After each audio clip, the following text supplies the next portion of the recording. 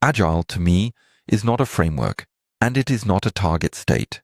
The term has become so overloaded that it often hides more than it explains.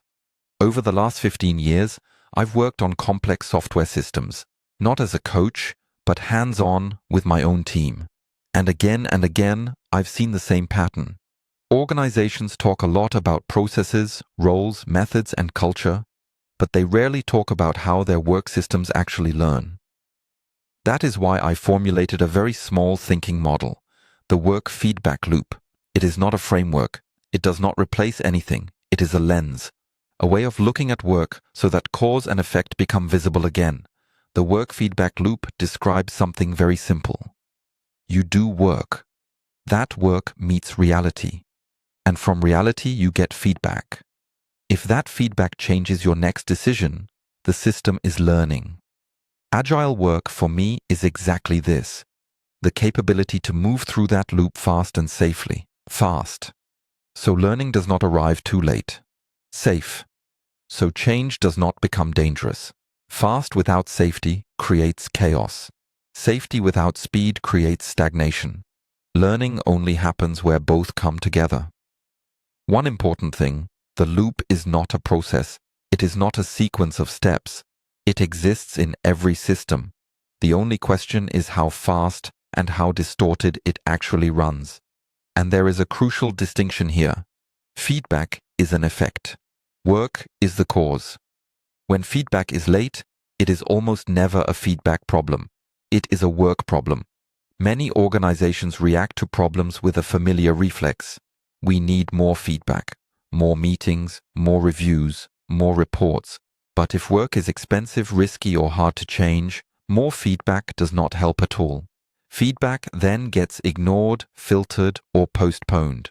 The real causes almost always sit on the work side. Large batch sizes, manual testing, fragile architecture, releases treated as events. You cannot speed up feedback if work cannot be changed safely. That is why the work feedback loop separates very clearly, cause and effect. To make this separation concrete, I use the diagnosis matrix. It asks only two questions. How fast and how safely can we change real work? And how fast and with how little distortion do we get feedback from reality? From this, 4 quadrants emerge. One of them is especially important, where work is easy to change and feedback arrives quickly. This is where systems actually learn. Releases are boring, mistakes are cheap, discussions are short because reality answers quickly. And this is critical. You do not optimize this quadrant, you protect it. Other quadrants show typical dysfunctions. Fast work with slow feedback, lots of activity, little learning. Fast feedback with slow work, insight without the ability to act. And slow work combined with slow feedback. The world of programs, initiatives, and transformations. The matrix is not a maturity model. It is a diagnostic tool. It helps you locate where the loop breaks. Even systems with fast feedback often suffer from another problem. Feedback exists, but it does not change anything. That is why I talk about feedback response time. It is the time between the moment feedback becomes visible and the moment a meaningful change goes live in production. Not a ticket was created, not a plan was written. A real change in reality. This time makes visible how long a system stays in a known broken state. And this is important.